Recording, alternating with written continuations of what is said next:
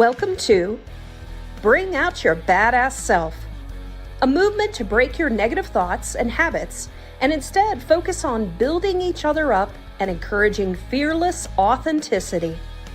Each week, we will get vulnerable and share experiences alongside our guests and audience. Come rediscover your inner badass self. Good morning, badass. Good morning. How are you doing this morning? I am doing well. I'm healthy. Not, I had that week of some elevation issues. And then I had a cold that turned ickier. Yeah. But yeah, doing good. Doing happy. It was really good timing for the cold. I know this sounds ridiculous, but I got sick Friday afternoon and then had all weekend to just crash. It did, affect me on Monday, but I kind of like it when my sickness or us sickness gives comes on a weekend, so that it's just easier to have less guilt to I can just lay around. Well, laying around is always a lovely thing to do. Uh-huh. I talked to Jay about this the other day, and we were talking about just chilling, and he was like, "Oh, I would love to be able to chill." And I'm like, "Are you kidding me? You can't do that. I've never seen you do that. You squirm, at any time, and you're like, I gotta go do this. I gotta go do this." And I'm like, Right. Me on the other hand, I'm like, I can just go on vacation. Just give me, a cabana. I will just lay there. Let's go have something to eat. I'll come back, have a cabana, lay there again. Yes. I was even talking with someone the other day that I actually am enjoying time to myself as well. Just being in silence. And so in the past, I think about who I was, and that was not a thing. I was also I had to have music. I had to have all these things. Now I just like peace, just quiet and sitting with myself. Yeah. I love that. I'm closer to Jay in terms of having a hard time staying still. But I'm certainly capable of it, and especially if I'm tired. When we went to White Sands on our vacation, I was just very tired that day, and I literally just laid for 2 hours straight, in the sand. And that was, super rare, and it was just great. So I was like, oh, this is lovely. That's awesome. Mm-hmm. All right. Well, we got some people saying hello. Let's say hello. Miss Carrie's coming in. Happy time change. Yes. Oh, shit. Is it? Yes. We lose an hour. We lose an hour this weekend. Thanks for letting me know, Carrie. Yeah. Yeah. It's always hard to keep track of. When I was more regular churchgoer, that was helpful because they would always talk about it for 2 weeks or 3 weeks because they didn't want people showing up at the wrong time. I remember doing that one time, going a complete hour early, and you're like, oh. Right. Yeah. Yeah. Yeah. And she also said, hey, look, matching shirts. We usually do try to match. It's just sometimes it's less apparent, I think, when we wear black shirts or something. Yeah, this white is very noticeable. Yeah. We also have Jen. Good morning. Your smiles are the best way to start Friday. Thank you. Multitasking. Yep, I know. Got lots of stuff going on. And so she says, have a wonderful and badass day. Thank you, J-Ro. Yeah, thank you. We also have Maya coming in. Good morning, badasses. Good morning. Maya has this hilarious post that I just got a glimpse of with her sourdough, and she's making these hilarious faces in her pictures. Look at that. Check it out. Yeah. Yeah. My next door neighbor's been really into sourdough and making a lot of bread, and we've been able to, get some of that. Yes. She's a cook in general, right? She loves to cook. Yeah, but she's been So doing a lot of bread lately. she's turned her attention towards bread, huh? Yep. There's an art to it. My sister-in-law is the same way. And when she brings it like to an event, or when she doesn't, because like they are like one of those like 50-50 couples, you invite them and they're going to come 50% of the time, Yeah. and you usually don't know until the last minute if they show up. Um, and so like we will have her sourdough on our menu, like on our charcuterie or whatever. Yeah. And we all get so disappointed when they don't show up. Like we knew it was a risk, like we knew it. Like it's, I mean, they are even honest about it, but we're all like, oh, so I just have like store-bought bread. Fine. Because it's so good. Oh man, it's so good. We got some not too long ago at La Madeleine, and Oh, so is we that we that normally, French bakery, that yes, restaurant that you like? yeah. Yeah. Yeah, Riley likes. I've introduced her to the croque monsieur. So when she goes to France, I'm like, go have it there because it's amazing. Yes. So Maya also said there's a trend that sourdough bakers are glorifying their bread like men like to do with fish they catch. That's awesome. Yes. Yeah. It's hilarious. Yep. Yeah. And she's making, my sister-in-law's making sourdough everything, sourdough pizza Mm. crust, sourdough bagel, sourdough naan. Oh, Um, yeah. it's just all delicious. Mm, yum. Yeah. All right, we got Miss Lisa. She said, Happy Friday, my friend. She also said, Oh, shucks, just realized you all were matching. Yes. Yeah. So for the most part, every week we are matching. Yep. We early on got some boy bass shirts that are matching, and so each now I've instead of Kate would message me, she'd be like, "What shirt?" And she would just Yes. send like an icon. Now, for the longest time that was like shirt. Yes. And so I'd take a picture of myself. So she has all these pictures of me just doing selfies of myself with whatever shirt I was in. And Yes. I finally just took a picture of the shirt and I was like, how about we just do it in this order? Yep. It's nice. And it works. It works well. Yeah. I love Do having the shirts. you miss my selfie pictures though? Of course. Yes. Yes. Yes, I do. So you'll have to still send them once in a while. Yeah. We have some other people joining us. So Sandra, my mom, she says good Friday morning. Friday morning. Good morning. All right. And then we got Eric. He says, Good badass morning. Good Love it, morning, Eric. Eric. How's curious how the mentor thing is going, Eric? I think they're still doing signups. So, Oh, okay. yeah, So I think haven't really. he extended the deadline on it. Yeah. Yeah. And we Cool. have Maria. Good morning, badasses. Good morning, Maria. Carrie says, Best sandwich ever with a Yeah, with sourdough. sourdough. Yeah. Yep. And Ernest, he said sourdough, sour pickles. I love sour anything. Oh my gosh. All right. Well, today we're going to be talking about the law of action. Yes. And the law of action, just to sort of recap what it states. And so it talks about how we must take steps towards our desires to make them happen.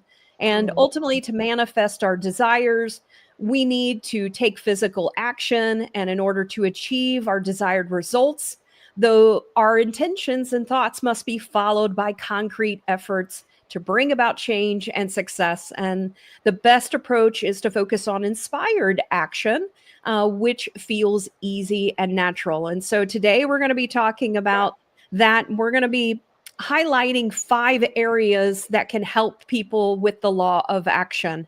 So the first one being intention and goals, the second one being proactive, the third being an alignment of thought and action, the fourth on responsibility, and the fifth on manifestation. Yeah. Yeah. I love the law of action. I love the basis of it. There's there's the Newton's law of action and reaction, like Mm-hmm. the scientific basis, and it's like feels so much like common sense, but I love these like scientific models or theories that really explain, so much of how the universe works. Yeah. So Newton's law of action and reaction is that everything has to have a reaction in order for the action to occur. So like if one of the examples is if you're on a raft in a river and you want to jump off of the raft, you have to push off against the raft in order for that jump to occur. So there always has to be this reaction for the action. And I think that's like relevant to the universal law of action in the way that action is different than inaction, right? Like inaction, it's stagnant, nothing else is happening. Mm-hmm. But when you act, you're pushing off against something, like theoretically or figuratively, you are launching yourself into a new place with that action. Yeah. So we have a question to pose to people. So Cate was reflecting before we started on this, and one of the things that she was talking about, and so I'm just going to pull it up, is we often observe challenges in others that prevent them from taking actions, and it can be easy to however, it can be easy to overlook our own limitations. So what do you do to reflect on your own personal barriers? Yeah, like I over the years could find myself looking at people close to me and saying, oh, well, you said you were going to do this and you didn't do anything about it. um, and for me, there were reasons why I wasn't doing anything about it, right? And so Isn't there always a reason? there is, right? And so those reasons like clouded the judgment or the, from me from noticing that like I was in a stagnant place, right? Yeah. So Yeah. I would be interested to see if you've experienced that in your life, and like what are some of the tools, like what are some of the ways that you remind yourself or get yourself into action. Yeah. All right, so let's dive into intention and goals, which is the first area. And so ultimately, the law suggests that setting clear intention and goals is important, but they also must be accompanied by action to be effective. And so we're going to talk about some examples that sometimes we see in life and in business. Keep in mind, we talk about setting goals all the time. Mm-hmm. But also, are they clear? Because that's where people Yeah. tend to fall down. Is they're like, oh, I want to lose weight, or I want to get a raise. But okay, so what does that look like? So setting the actual goal and the intention is where a lot of times people tend to fall down. And so we want to talk a little bit about some examples that might resonate with you. Yeah. I think it's super important to have, if you're going to launch, it's super important to have somewhere to launch to. That's what makes it effective. It's okay to just jump, Mm-hmm. right? But that means you're not going towards something, like if you have the goal, if the whole point is to act in order to get to the goal, you got it. You have to have some awareness around the intention and what the goal really is. Yeah. All right. We got some more people coming in. I'm just going to say hello, and I'm going to also just pull up some things that people are saying. So hello, everyone. Hello, Divine. Hey, Divine. You're welcome. Like your new colorful microphone there. Yeah. All right. And then we have Maya. I feel like I own acknowledge, but sometimes just get stuck there. I generally respond by moving into something where I don't feel as much resistant. Yay. So I can get back into flow. That's huge. That's key. Yeah. I have we have a colleague who said to me once, as we were talking through some different frameworks, and it was clear to him that he needed to act act on something I was suggesting for kind of the opposite reason. He felt so much resistance and so much distaste for what I was suggesting that he was like, "Oh shit, that must be the right thing," like because it was an issue that he regularly had and had yet to overcome it, right? And so the tool I ended up suggesting, required something that felt like it was really pushing him out of his comfort zone. But I definitely agree, Maya, that like sometimes when you are stuck, moving to the area that is easier and still like aligned with your intention or goal could help you get unstuck. You don't want to stay in an easy zone all the time, right? Like, but Yeah. it's helpful. Yeah. And then Heather, welcome, Heather. She Hi, said, Heather. that's such a good question. One of the things I do is ask those closest to me. Yes. We did an exercise in yoga teacher training where we call 3 people close to us and ask a series of questions about ourselves that gave us great insight into how they saw us and what they saw as our potential or what was holding us back. And that exercise made me realize that I was overlooking a gold mine of perspective as to my blind spots. How do you feel about that, Kate? I love it. I mean, that was one of the things that I said, was we should probably ask those around us, right? Yep. We should say like, what do you see me doing? What do you see me saying I'm going to do? And then I don't. So I love that, Heather. Thank you so much for joining. I think you might be a newish viewer, or so welcome. Yeah. Thanks for being a part of our little movement here. Yeah, I've been really enjoying Heather's posts.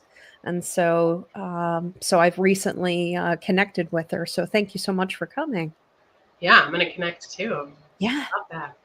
All right. So Carrie says, I ask myself, do I want to change this or do I want to vent? Yeah. Oh, or do I want to vent? Yep. Further, if there is something I do not want to do or I'm dreading, which goes to the procrastination a lot of times, like a review at work, I do it as soon as I can so it's over and I don't waste energy dreading it. I am with you.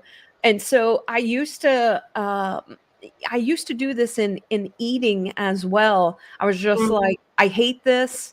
So I'm going to eat it first. I'm just going to eat it first and be done with it and then move on. So a lot of times I will do, those types of things as well. Yep. Yeah, that's funny, right? When you're like, you have to eat something when you just need fuel and it's the only thing available, or when your parent or something is asking you to eat unless it was potatoes and that I got up and I was like, go ahead and give me a spanking dad because I'm not going to eat them. Right. No. I love it. I love a good starchy potato. I reframed some of those moments for myself just in the little ways. Like I used to do that with food as well. Like, I'm going to eat the thing I don't like the least, because I have this habit of eating, like I've a ton of concern around food going to waste. So if we make a lot of food and there's a lot of leftovers and no one else is digging it anymore, I will just keep plowing through it because, like, to me, it's just money that we're, flushing down the drain. I will get really tired of it, but I'll still do it. Like, I'll force myself to do it because, like, I have this extra concern around wasting money or wasting food, all these things. So, so now I have reframed it a little bit because I found that I'm not going to change that. I don't want to change that. I still like that. I have that ideal, like that value. But to make it a little more comfortable, I think about, what do I want my last taste to be? So I can plow through what I'm not interested in so I can get to what I want my last taste to be when I'm done eating. And that has made the experience a little happier. Yeah, absolutely. All right. So Maria says, it's kind of like dress for the job you want and not for the job you have. When you take steps towards your path, the universe, God meets you. So I love that. Yeah, we're going to talk about manifestation was the 5th on our list, but it is Yep. such an important component. Yep. So Heather says, excited to be here. And Ernest says, to reflect on my barriers, I enter a meditative state that I Oh, try to remain in, and this helps me see myself more objectively and think through things deeply. I do this as well. I think that it's really helpful. Many times, if we sit back and we get out of the thinking, one of the things that I've learned is that a lot of times we sit in the brain and the thinking aspect, but if we move out of it and go to the feeling, we can start to observe more about ourselves that maybe we didn't necessarily see. I would say yeah, for me, I also, I work with a depth psychologist, so we analyze my dreams, which also are a part of my unconscious as well. But I also do what you guys were suggesting earlier. I go and ask people, reflective, questions to reflect on as yeah, well. yeah.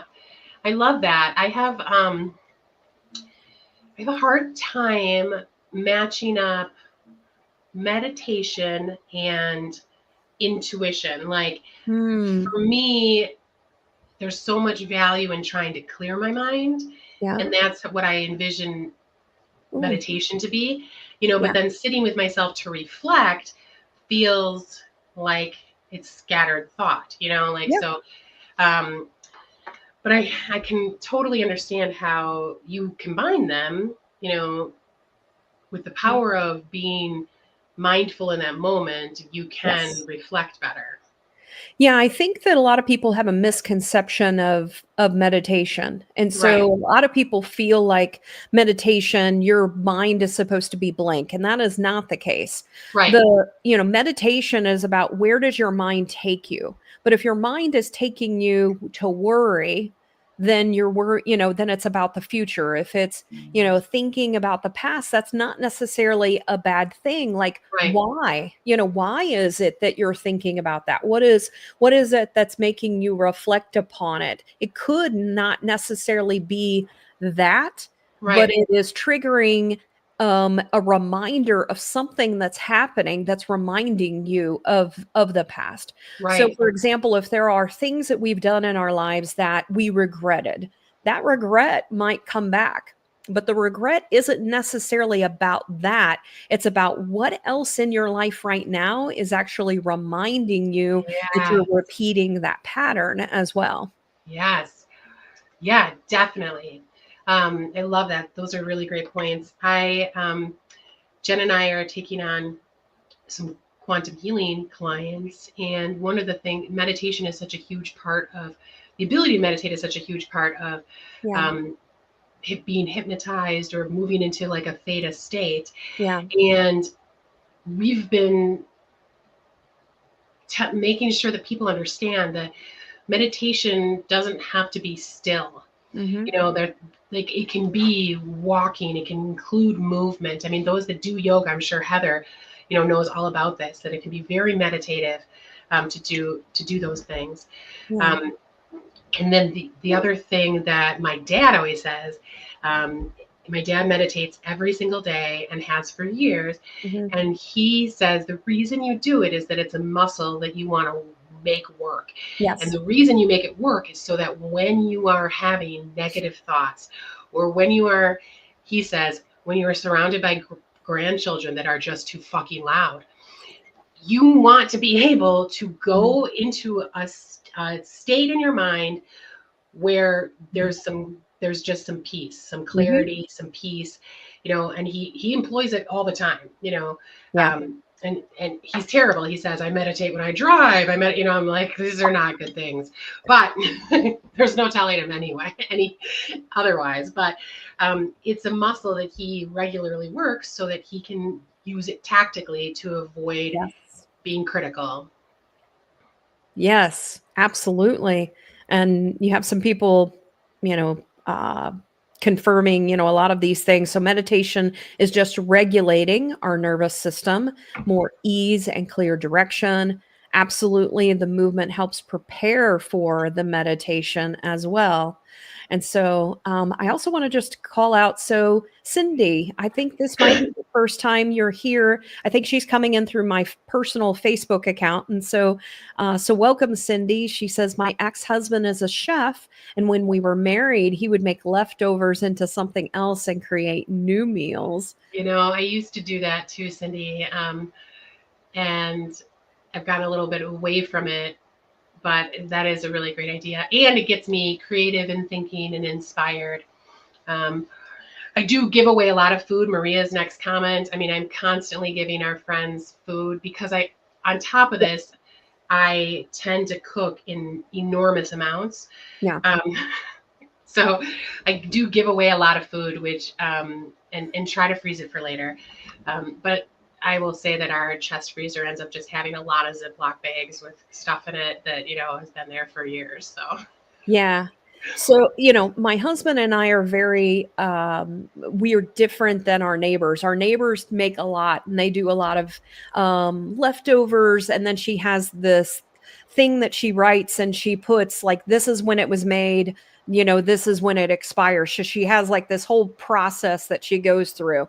We are the opposite. We're like, okay, how much are you going to eat? How much are you going to eat? How much are you going to eat? Like, we don't want any leftovers. Like, we're very, like, we might even be a little short, because we don't want to have leftovers and we don't want to waste food. So we right. approach it differently, where sometimes it's like, well, someone might, have to do a little bit, without.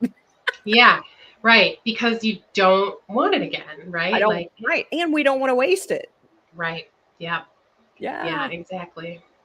She says, yes, thank you. And Divine also said water sounds help move the subconscious patterns for clarity and internal peace. And she says, cooking is creative action. That is another form of meditation and alchemy for sure. Oh, yeah. All right. So I do want to get back. I love this conversation. Yeah.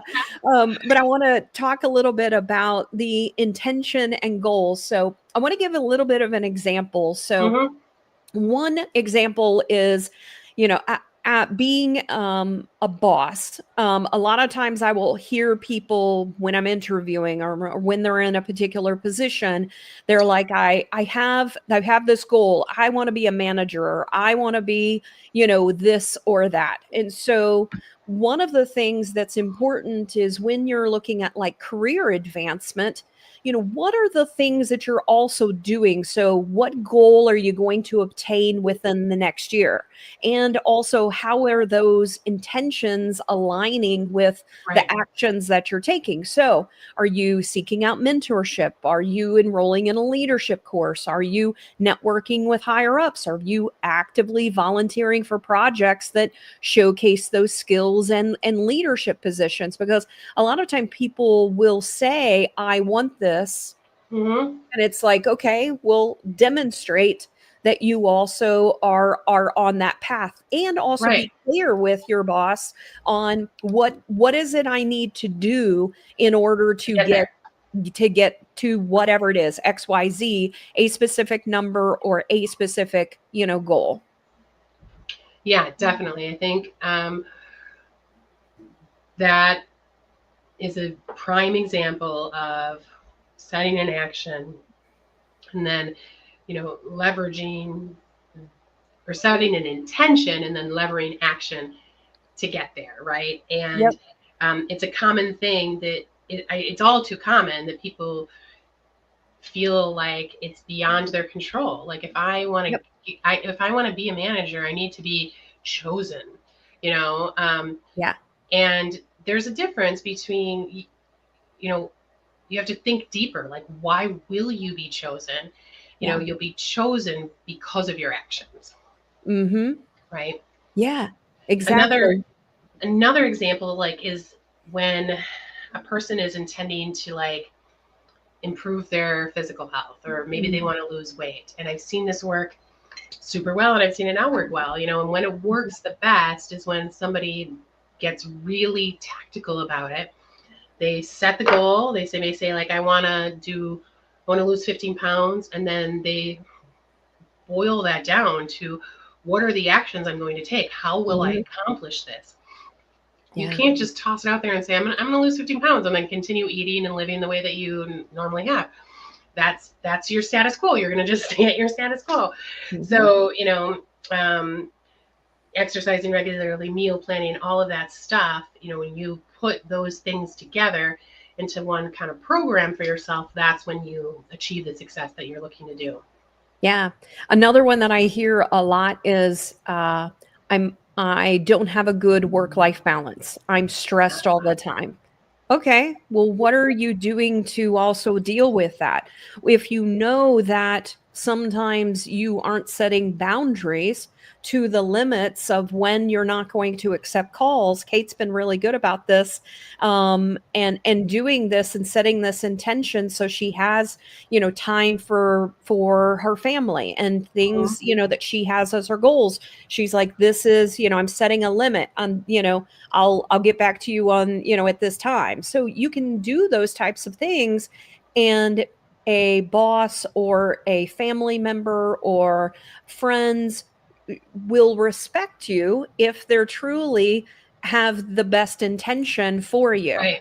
Right. as well. So that's also something to keep in mind, is that people that want to continue to expect you to work extra hours, to do things that you don't feel comfortable with, whatever it may be, Right. you're also demonstrating that they don't actually care for your health or your wellness or things like that. So, and I see this all the time in businesses, that people, they're like, oh, I'm overworked, I'm working 16-hour days, I'm doing this. It's like, okay, well, is your goal not to do that? Well, what Right. actions are you going to take to break that? Like, it's Right. all in your power. Right. And it's all in our power. And we are, like, everyone on the face of the earth that works has to fill out a timesheet. Like, we are already part of the way there. Like, we are aware of what time we are putting into work. Hmm. Right. There's awareness right there, And so you can just start with, if you're feeling overworked and you're feeling overburdened, um, remind yourself that if you're a salaried employee, which a lot of us are, right? You're only supposed to work 8 hours a day, and you're tracking it already. So, you start there, for crying out loud. So Divine said, yes, Kate, big puss. Oh, I love it. And she also says, did I do this one? Yep, I did this one, right? Yes. Yeah. Oh no, it was the other one that I did, because I saw the creative, but this Yeah. one's different. Taking creative action is doing it my way, solidifying my internal foundation by regulating my nervous system and building my body for strength and fortitude. Mm, Yeah. yeah. And Mai also says, I am actually having to learn how to stop.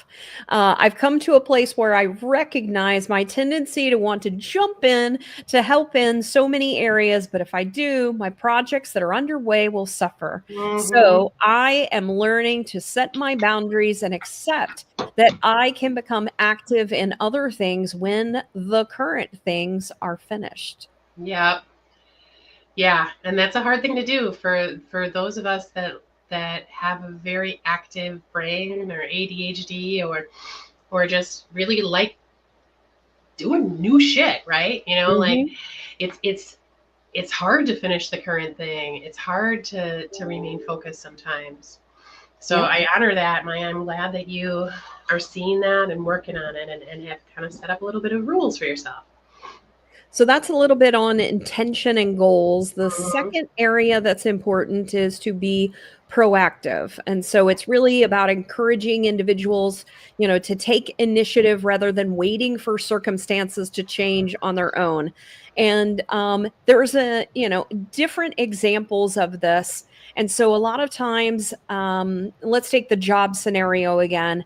Let's say that you finally have decided, I'm not being respected. I've done what I've needed to do, and I've accomplished the things that they have talked about, in be able to get to where I want. And you have decided that you don't want to wait any longer. You've Mhm. communicated that, and you know, feel like you need to move on. Okay, then, you know, now what do? You've decided you want to take a job, and you want to find another job.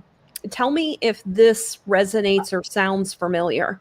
As you're applying or looking at jobs, you're taking steps forward, you might convince yourself that, well, you know, it's just not the perfect moment. The timing isn't right.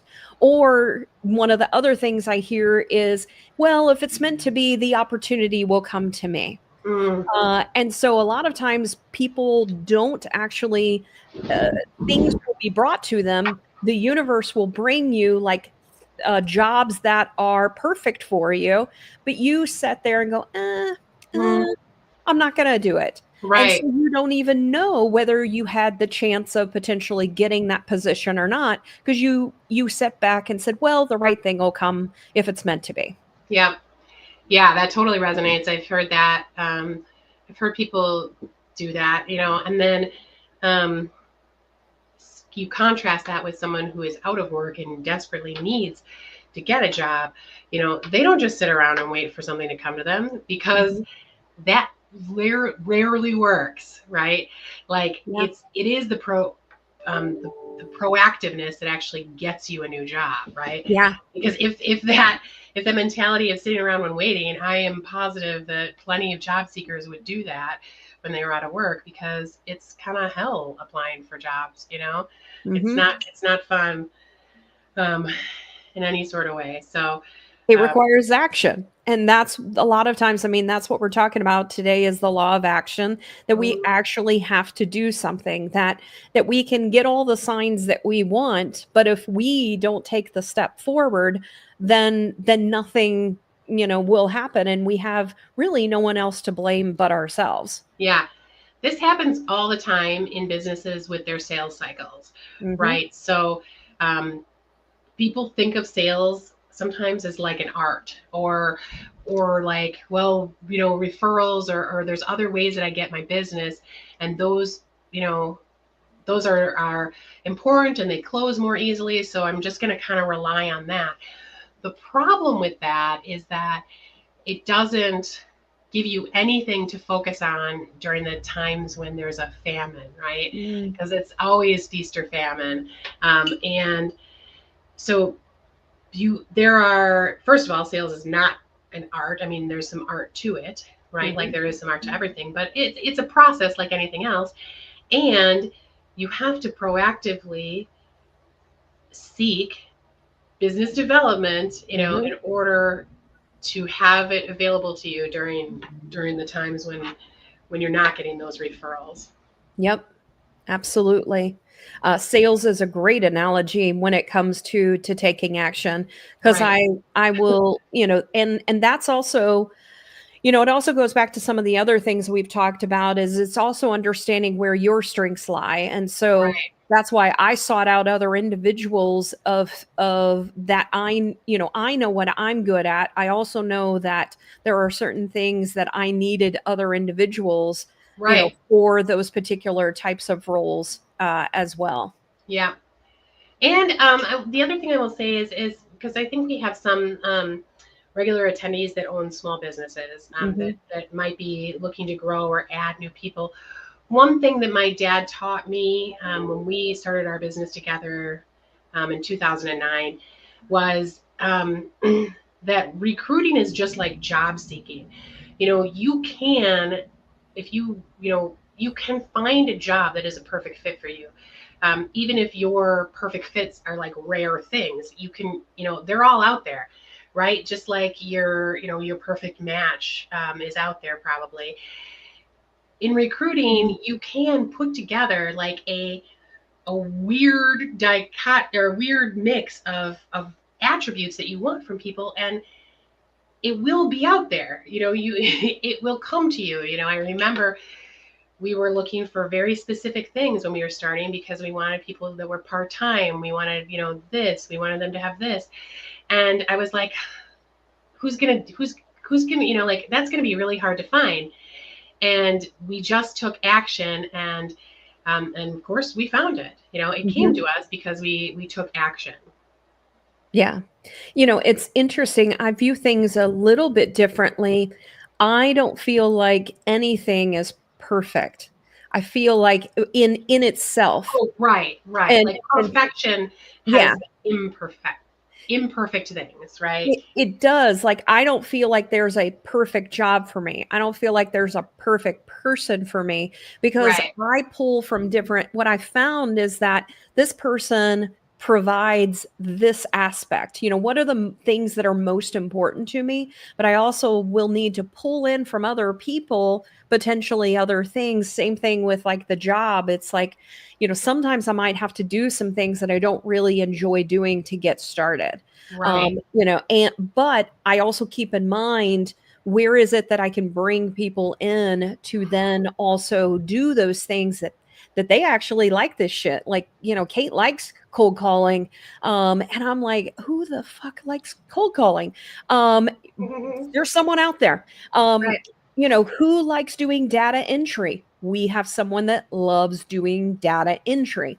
You know, right, so like there are people out there that will do and love those types of things. It's crazy. You know, you think no one would do it, but it's finding those pieces, and right, sometimes it's also finding possibilities. Like, I may be good at something and someone else may be good at something. Well, maybe we need to team up. Maybe we need to mhm, help each other. I'm really good at this and you're really good at this. Can we swap services? So it's right, being creative in thinking about what it is that I need, and then waiting and go, oh, you have this. What do you think right. about us teaming up? Yes, yeah, yeah, definitely.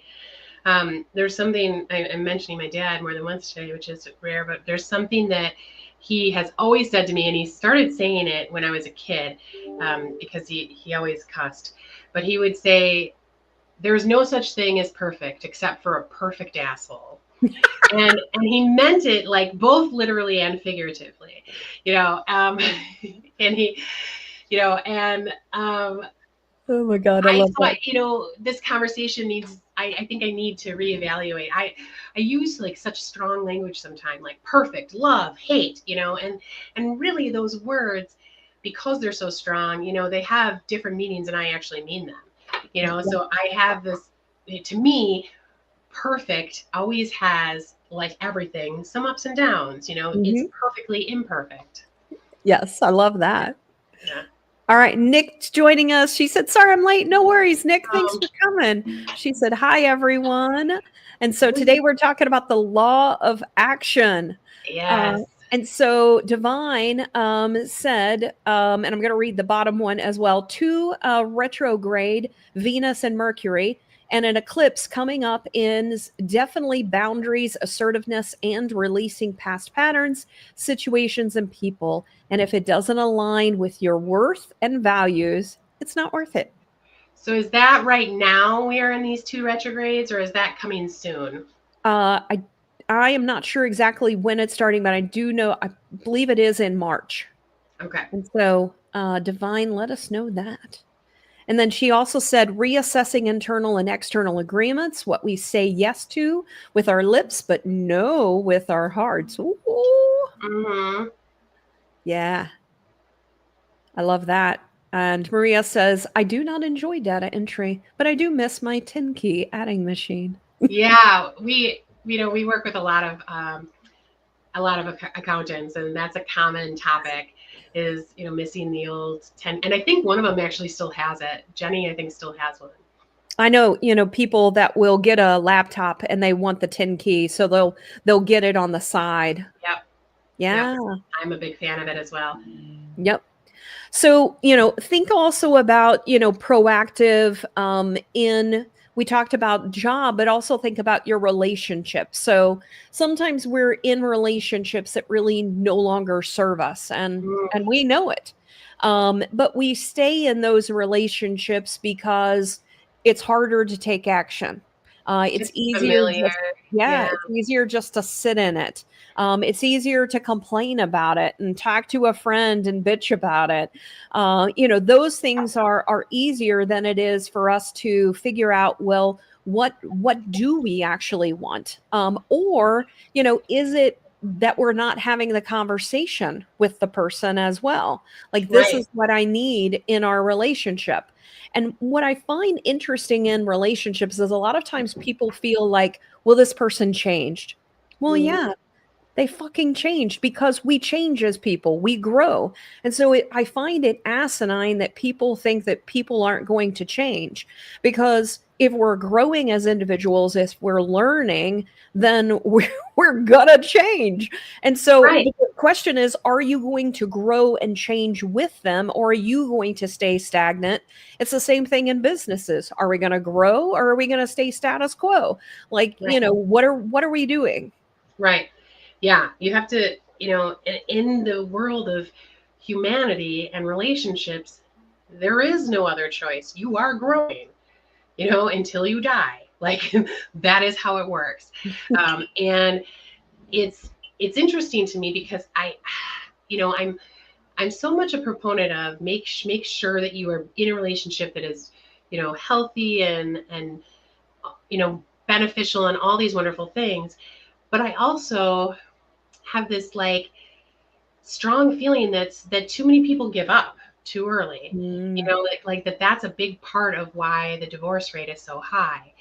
And I feel like that has to do with growth and action in a lot of ways, right? So mhm. because people change, like you just have to kind of maybe think of it differently. Like you're in a relationship with your child, if you are a parent, you would never expect that relationship to stay the same because they are growing. I can't have the same relationship with my 19-year-old that I had when he was a baby. That's just Mhm. impossible. You can't expect your partner of 20 years to be the same person either. And you're not the same person, Yeah. so get to know the new person. It doesn't mean that that it's not that it's all gone because you're both new. It means that you can work a little harder. You know. Yep. And sometimes when we deal with situations, it's really the universe is indicating we should take action.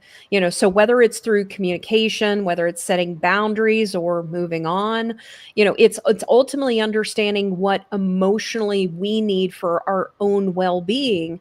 And it's about, are we willing to just sit back and deal with it despite, receiving these signs that this is something that needs to happen? Or Right. are we going to take action to deal with the discontent or whatever it is we're feeling, and say, you know what, I'm not dealing with this anymore? So we're taking action. And it also goes back to, the disruption. We have to disrupt sometimes things in order for change to actually happen. We have to take a different action, not the same action, if we want something different. Right. Right. That whole it's insane to think that you can keep doing the same thing but yet get different results, right? Yep. And that happens in relationships when you keep going for something you're expecting and it's not being delivered to you, right? Like you Yeah. keep going to the well and there's no water, right? Hmm. So um, I think having that, and that kind of goes into our next point around alignment of thought and action, right? Yes. So it's about boundaries, but it's also about expectations, right? Like if you are constantly wanting and expecting something that isn't being delivered, Hmm. and all you're thinking about is he doesn't do this, he doesn't do this, he doesn't do this, he doesn't do this. Well, that's all you're going to see. He Hmm. sure as shit isn't going to do it because you're already reinforcing that in your head, right? Hmm. And so that's one of the main points of thoughts, like aligning those thoughts and actions, is that your beliefs literally enhance the likelihood of those things happening. Yep. I call it mind bullets. Your mind bullets are very important. Yep. And it's aligning your actions with your thoughts. And Yep. so, as an example, one of the things that I do hear from people is this belief that, I want to be financially stable. I need more money. and they think positively about the ability to be able to obtain more money. But what actions are you doing? What actions are you taking that are in alignment with that? So are you creating a budget? Are you setting a savings plan? Are you investing in your personal finance education? Are you seeking new income streams? Are you doing a side gig, or freelance work? But, what are the actions that you're taking that really ensure that you are then growing? Because that doesn't happen immediately. But if Right. you don't understand your own budget and how it is that you're spending, and whether you're overspending and you're just not paying attention to that, if you're not taking time to save up, knowing those ups and downs that are going to Mhm. happen, then are you really taking the action that needs to happen to then see those things that need to happen? Yeah, yeah, 100%. I think being positive and seeing the world through a lens of abundance is important, Mhm, but this is an area where your intentions and your goals have to be backed up by tactics mhm. and habits, right? So spending and our relationships with money is just as like complicated and taboo almost as like some other like topics in relationship based topics, right? Um, you have to make sure those tactics that you're using will actually get you to your goal. Yeah. Um, I've been seeing this in myself and reflecting along this, and Jenna and I are working toward this from a family standpoint. And it's interesting, the first like 4 to 6 weeks of a new spending habit is so hard, Mhm, but then once, just like all addictions, once you break it, it becomes your habit again. mm, And find this with like, getting takeout, right? Like it's so easy to get takeout. mhm. But is it the wisest thing for your, it's, a lot of times when you look at a budget, that's an easy expense to cut down. You can't necessarily cut down your household. You can't change your mortgage overnight, but you Right. can do these smaller things to make an impact.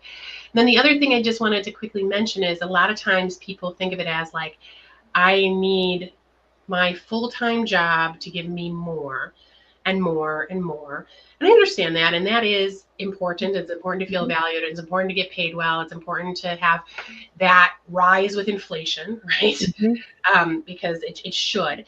But when you are in a position of trading your time for money, you're limited, right? Because you only have so much time. Right. So if so get creative. You kind of mentioned this, but get creative and proactive and take action on some other income streams. Mhm, Look for ways where money can just make itself through investments or through side gigs or creating something that can be sold, that doesn't require your time anymore, right? Um, mhm. so I I think think those that are that all important. Yeah, I think that this is huge. And one of the trends that I'm seeing is that right now, when it comes to marketing, companies have been marketing their company. And I don't know if you guys are noticing this, but the trend is, and where you still are at like the beginning of it. Kate and I started this almost 3 years ago, and this was a trend that I was noticing, that it is more than just selling the company, it's selling people. And so ever since we started this, I have noticed that people notice me on the business side, even though that wasn't the purpose of this. Right. But what I'm noticing, and this is what I've been working with my team on, is getting them to understand their personal brand. Hmm. What is it that makes you uniquely you? How is it that your content can then incorporate that? Because the future is you marketing yourself. Right. And it is going to be still working in a job, but it's also going to be a side gig on top of that. And it's going to be you developing who your authentic self is that is then also going to continue to sell you.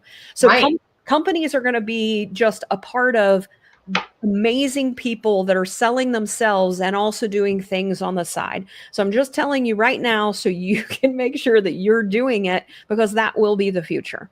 Yes, I agree 100%.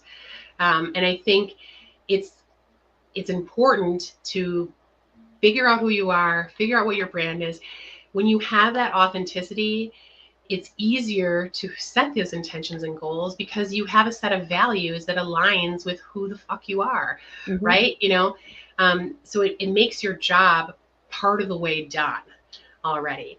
The other thing that I that I love to say, and only because, like, I mean, I know it's also a terrible thing to say, but like, we are all in the business of human trafficking, like not the bad kind, but like, we are selling personalities, Mm-hmm. characteristics, humans. We are trafficking humans In a good way. in a good way. In a good way. I mean, ultimately, people are buying you for the things that you believe, and the more that we've been focusing from a company perspective, and I'll leave this for our next one, our vulnerability one, but ultimately, people are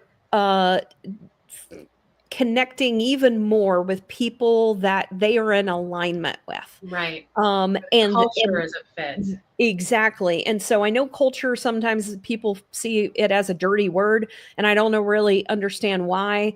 Because for me, culture is about your values, and it's about what it is that you represent.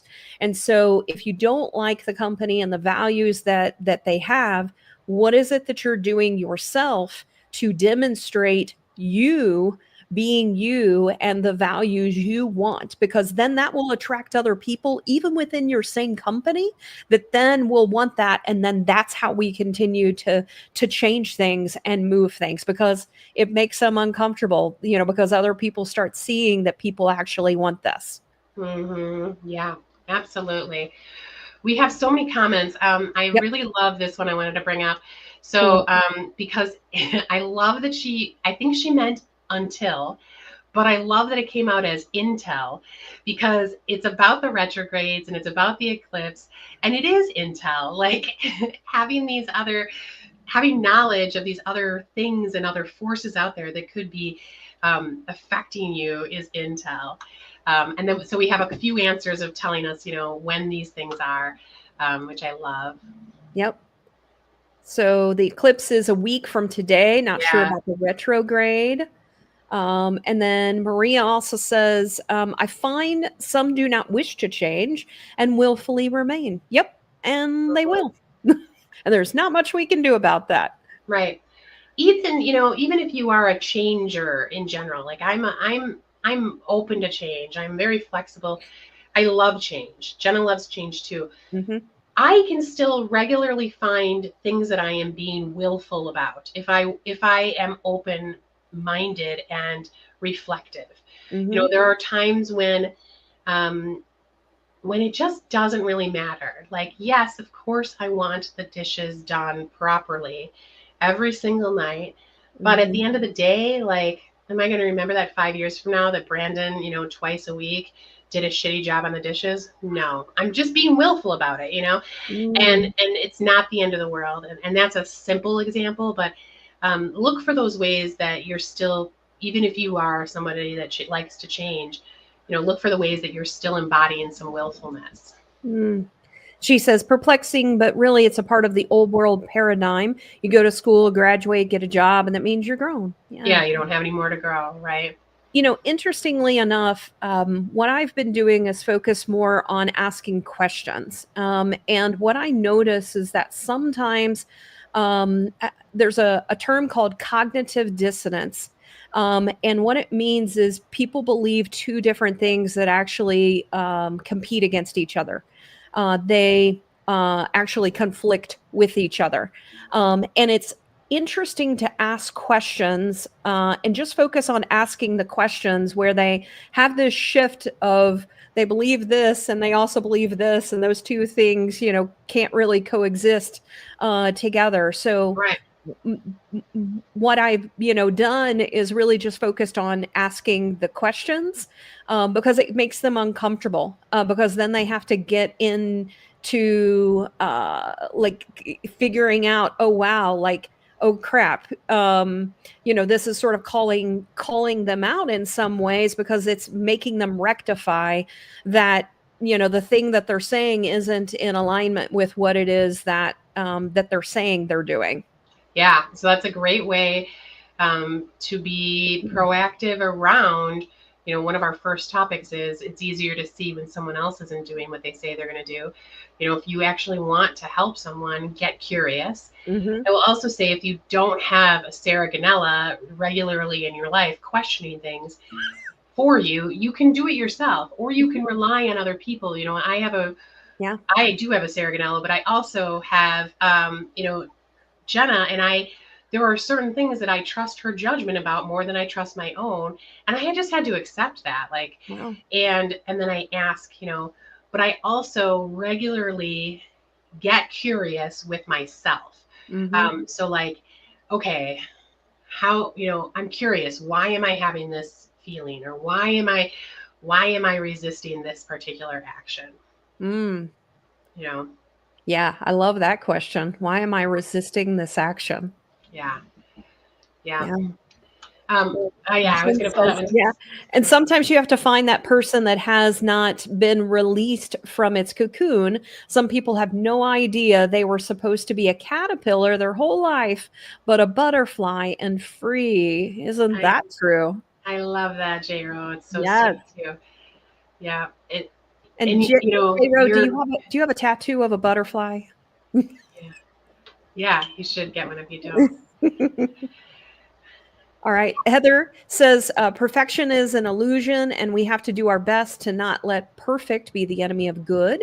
Everything comes with pros and cons, and we just have to make the decision about which things has the cons that we can live with. Right.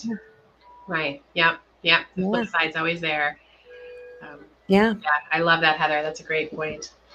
Yeah, Nick said, it is, and it's crazy. I know people who spend a few hundred every month with DoorDash.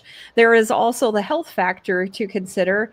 And she said, too much I, not enough us. We are very good at talking about ourselves and our problems as if the person we are speaking to doesn't have theirs too. Yeah. Right. Yes. Yeah, exactly. It's about remembering what matters when you're trying to work together. You have to be a team. And I think, when you toss in a family on there, it can very easily go from a few $100s to $1,000 in DoorDash pretty fast, So. Yeah. And then Maria says, yes, when the dissonance is too high, paradigm shift incoming. Also, I enjoy watching you ask closed minds questions, Sarah. And so I'm actually a part of a group that we do this. And it was funny. Recently, I did one where I was the curious coach, and then someone had a problem, and someone ended up having a complete mind shift during it. They were like, this person has a problem. And by the end, they were like, oh, I'm the problem. And so it was quite interesting. They were just having this reconciliation in the moment as I was asking them just open-ended questions, just having them think, and sort of rectify what it is that they were thinking. But that person also has to be open to being reflective. And sometimes you have people that aren't willing to do that. And there's not much you can do about that either. Yeah, you're doing this in kind of a platform meant for this, right? Yes. It is hard in your normal everyday to just bombard someone with curious questions sometimes, So there is a whole thing around consent and openness. And sometimes if someone just goes back to like something Carrie said, if somebody is just venting, maybe they don't need any questions to be asked. They just need your support in a different way, Absolutely. So there is that as well. All right, number 4. So we've talked about The different areas, intention and goals, proactivity, and alignment of thoughts and actions. The fourth one is responsibility, and it really underscores personal responsibility and the crucial role in shaping our own lives through our choices and our behaviors. And so when we think about the law of action and how it encourages us to take responsibility, we can think of it, the different things we've talked about. So in our career growth, we blame our boss. In our health, we blame our busy schedule. In our personal life, we blame our mate. So what good does that do? Mhm. And so Right. what actions are we taking to demonstrate that we are responsible for our own growth? Yeah. Um, this this speaks to my, infatuation with the concept of radical acceptance. So when you take responsibility for a goal, it's actually like so much deeper than that. You are radically accepting, first of all, that you haven't achieved that yet. Mm, And when you are taking action, you are in a point of radically accepting that it is up to you to do it, that no one else can do it for you, that it is really no one else's responsibility. mhm. Yeah. Those So are think harsh realities sometimes. Yeah, so think about things in your own life, so you want a dream home, you want to start a business, you want to write a book.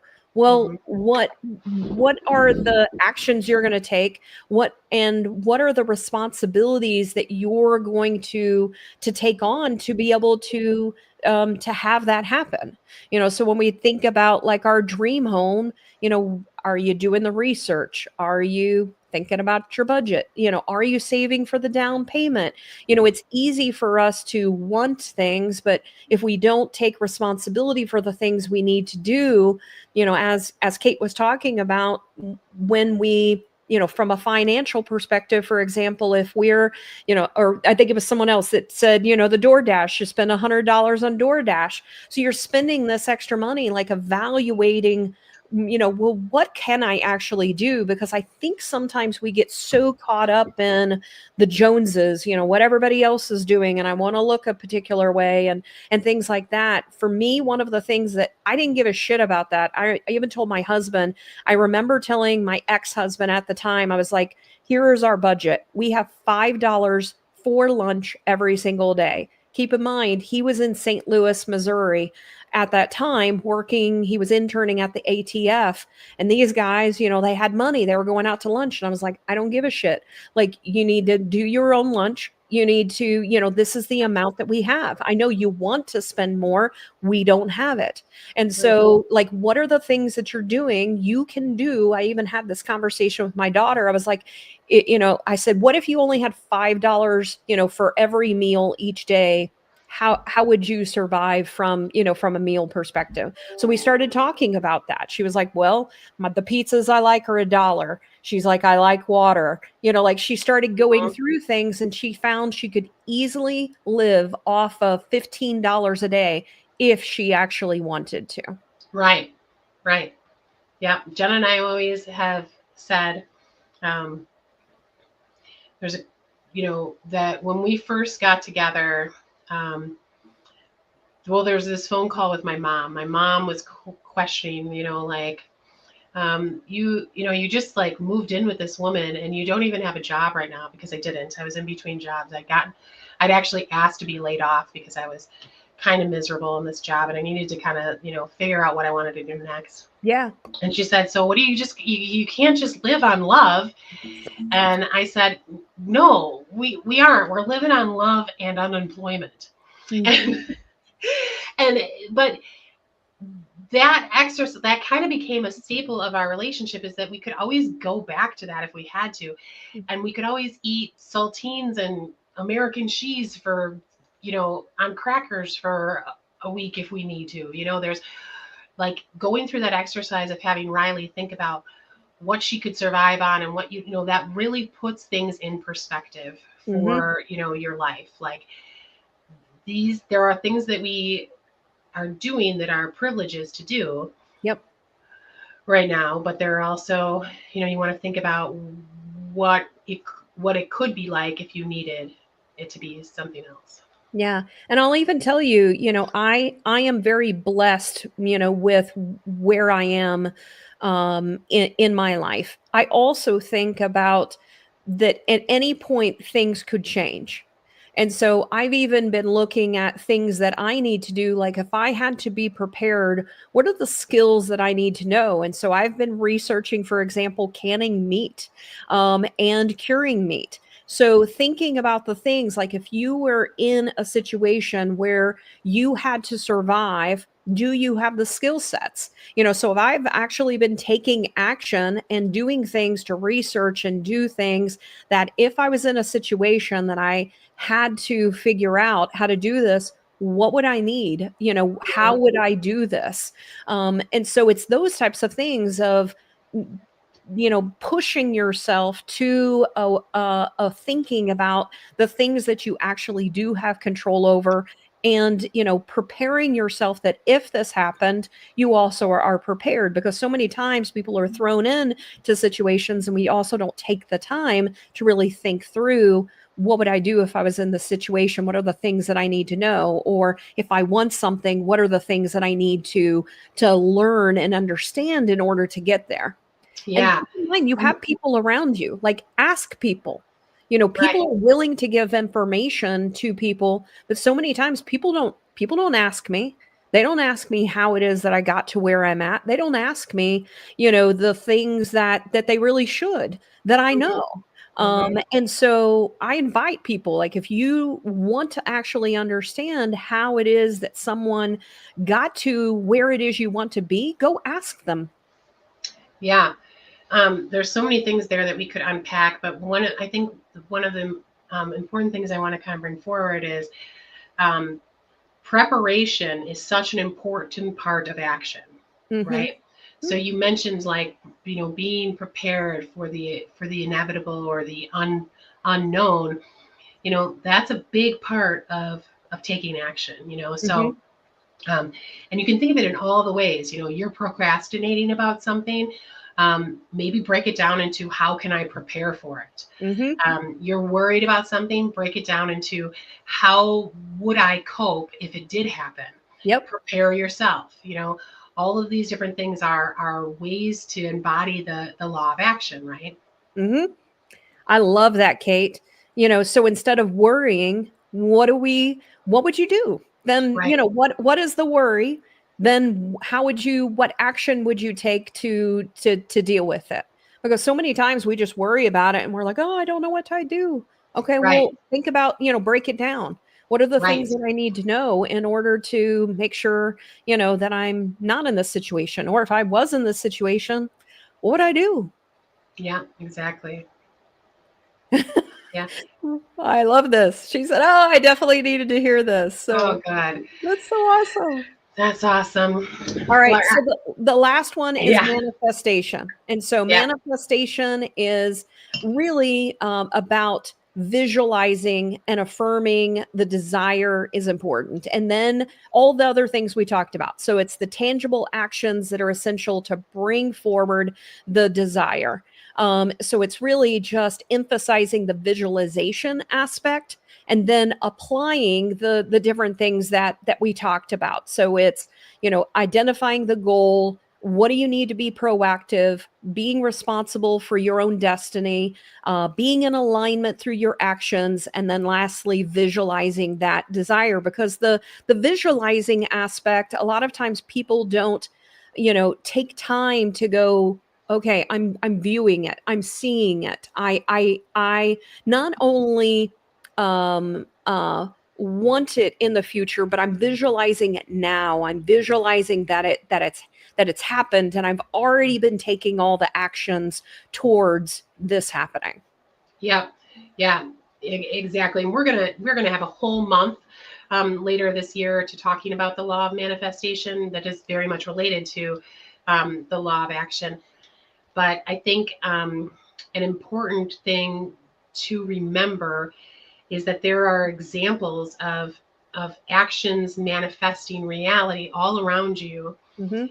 and it is a real thing. Like people don't some people tend to not believe in it, but it's a real thing. And um, I like to use the example of Jim Carrey. I think I may have, he Mhm. wrote himself like a Million $10,000 check or I something, think it was $1 million. $1 million, whatever Yeah. it was, and he put in the memo, for acting services rendered, and he kept that in his wallet when he was just starting out as an actor. That's what he wanted, and sure enough, within a few years, he was making that kind of money, Yeah. and that's because he took action. He believed in himself.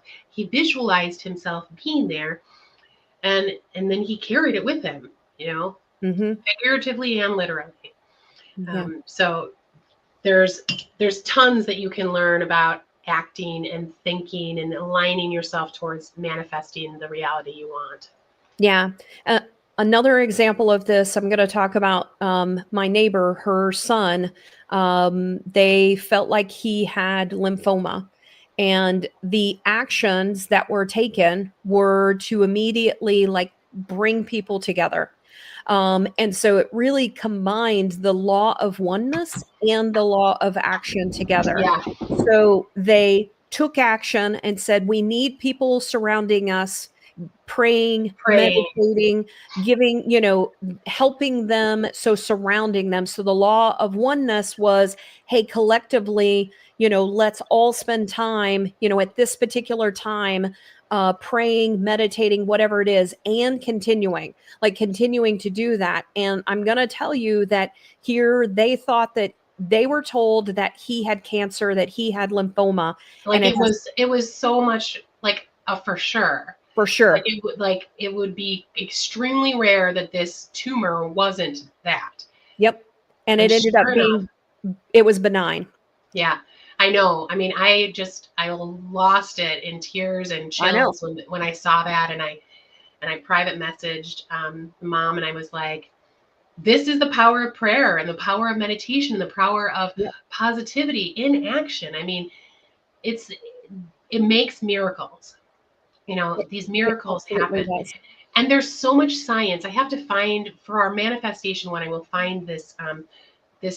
There's science out there that supports it. I read about it in something Wayne Dwyer wrote, but they study this all the time with what are the pills that when you're in a study and you get a pill, it actually does something, and then you get a pill that The doesn't. sugar, like the sugar pill, Yeah, there's a name for it, but there's all these things, and they even did this with like placebo. knee placebo. They even did this with like a knee replacement. They had studies where some people Yeah. got the knee replacement and others didn't, and they didn't, and the people didn't know. And literally, there's some people who did not get a knee replacement, but were all of a sudden more physically fit, able to, like just because they believed that they did.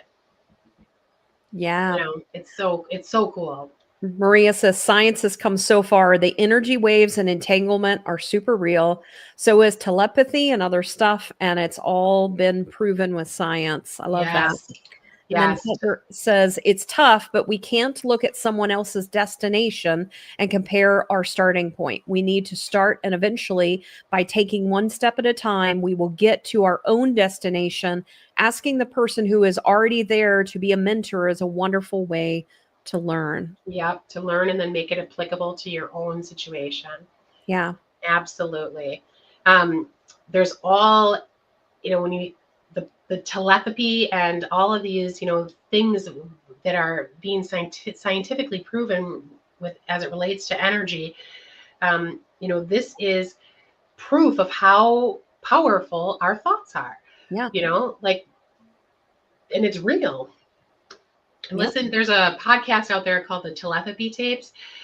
Listen to it. It's so interesting. It's about these non-speaking, non-verbal autistic children and how they, in droves across the globe, become telepathic with their primary caregiver. Yeah. And it's scientifically proven that this is happening, and it's so cool, and it means so much, in the broader scope of things as it relates to how powerful our thoughts can be. Yeah. Well, I hope that you enjoyed today's episode live stream about the law of action. And what we want for you is for you to go out there, manifest, think about the goals, the things that you want in life, identify how it is that you can be proactive in finding out how the steps that you need to take, start to take the steps, and ultimately be responsible for what it is that you want in your life. Yep. Yeah. And make it happen. And it starts with being authentic, like because that's what helps you set those intentions and goals, and that's the first step, right? And there's nothing more badass than being authentic. Yeah. And if you guys want me to help you, anybody with the brand, like what it is that I'm doing internally, I'd be glad to do that for you. I'm not charging anybody. I'm just trying to help people so they can understand more about themselves and how it is that they can be more, what it is that they're wanting in their life. So if that's something you're interested in, let me know. I'd be glad to connect with you, take you through that exercise that I take other people through. And ultimately, we're just wanting to continue to build a movement of badass people that are being their fearless, authentic self. Right. Because that's the way to help, boost up the collective. And that's our goal. These actions that Sarah and I take every week are what are within our control, and the whole purpose is to help. Is because you can't necessarily do it always on a grand scheme or on a worldwide measure, but if we can start a little ripple, that's worth its weight in gold. Yes. We have a new person. So welcome. Sonia says, thank you, ladies, for a wonderful reminder of law of action. So thank you, Sonia, for joining us. And we are here every Friday. So next week, I'm actually going to be traveling, but we're going to be recording our episode, and it's going to be our vulnerability week. So we're going to be playing that. So Cate and I are going to record that, and then we're going to play that. So we're going to be talking about our own lives and how the law of action has applied to us in our own lives. Then we have a guest speaker that is going to be Kelly Chester. She's going to be talking about how the law of action has manifested itself in her life. And then we have guest speakers on the last week that will be joining us, and we'll be asking them questions related to the law of action. So March is all about action and getting shit done. Yep. Just what does Jesse always say? Just do the damn thing. Do the damn thing. I'm just going to say, get shit done. Get shit done. I love it. Please join us again next week. And thank you for all the engagement. It was wonderful to have you guys chiming in, answering the questions, sharing what has worked well for you, providing your knowledge and expertise. Like, this is what it's all about. This is community. Thank you for being a part of it. I'm going to echo that. Thank you so much. I swear this could have been at least 2 to 3 hours if we continued to it's just so interactive. I love it. Thank you guys so much. Yeah, thank you. Have a badass week. Thank you, everyone.